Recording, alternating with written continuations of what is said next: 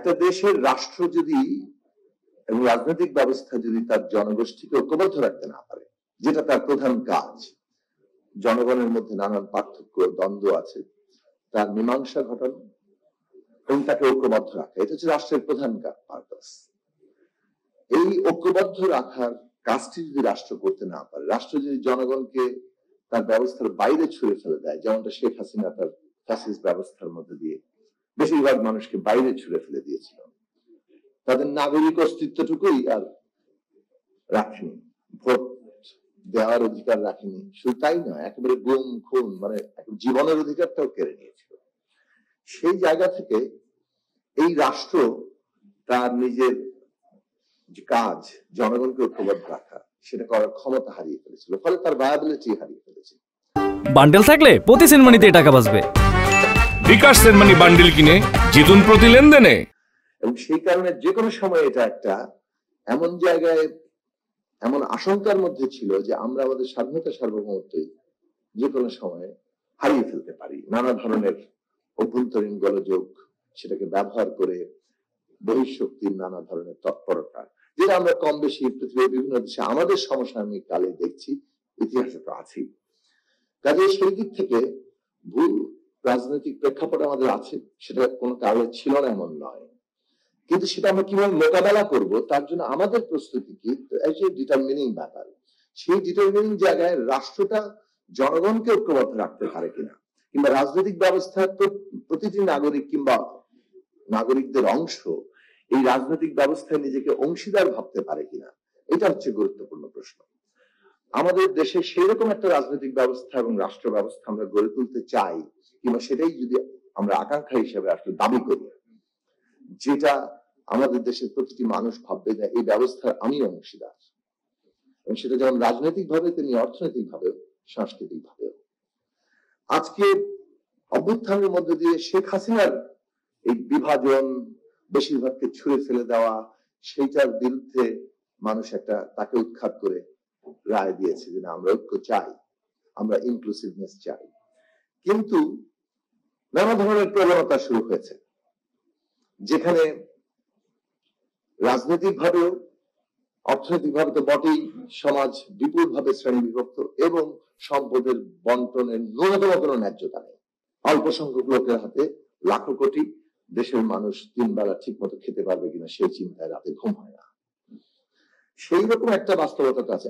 এখন নতুন যুক্ত হয়েছে সাংস্কৃতিক ভাবে, আসলে আমরা যে যার মতো ন্যূনতম স্বাধীনতায় থাকতে পারবো কিনা। সংখ্যার দিক থেকে কম, ধর্মীয়, জাতিগত, লিঙ্গীয় পরিচয়ের মানুষেরা, প্রান্তিক মানুষেরা তো নিগৃহীত নিপীড়িত হচ্ছেন। এমনকি মেজরিটি যে সংখ্যা মুসলমান জনগোষ্ঠী, তার মধ্যে এখন নির্দিষ্ট ধরনের ধর্মীয় চর্চাকে আরোপ করা হচ্ছে, অন্য ধর্মীয় চর্চাকে নাকচ করে দেওয়া হচ্ছে। মাজারে হামলা, কারো জটা চুল কেটে দেওয়া, এইগুলো এখন প্রবণতা। কাজে এই সব বুঝি ওই লক্ষণ যে আমরা যে আকাঙ্ক্ষার উপর দাঁড়িয়েছিলাম যে এমন একটা রাষ্ট্র ব্যবস্থা তৈরি হবে, রাজনৈতিক ব্যবস্থা তৈরি হবে যেখানে সবাই তার অংশীদার ভাববেন, সেই জায়গাটা ক্ষতিগ্রস্ত হচ্ছে। আমরা 2024 সালের 5ই আগস্ট কি করেছি? অভ্যুত্থান করেছি। কেউ কেউ এটাকে বিপ্লব বলতে চান, কিন্তু আপনি যদি ট্রানজিশনটা খেয়াল করেন, আপনি 106 অনুচ্ছেদ দিয়ে সুপ্রিম কোর্টের পরামর্শ নিয়ে অন্তর্বর্তী সরকার গঠন করেছেন। কারা করেছে, কার দায়, সেটা পরের প্রশ্ন। গিয়েছেন, সবাই সেখানে উপস্থিত ছিল, তাহলে এই প্রসেসকে আপনি মেনে নিয়েছেন।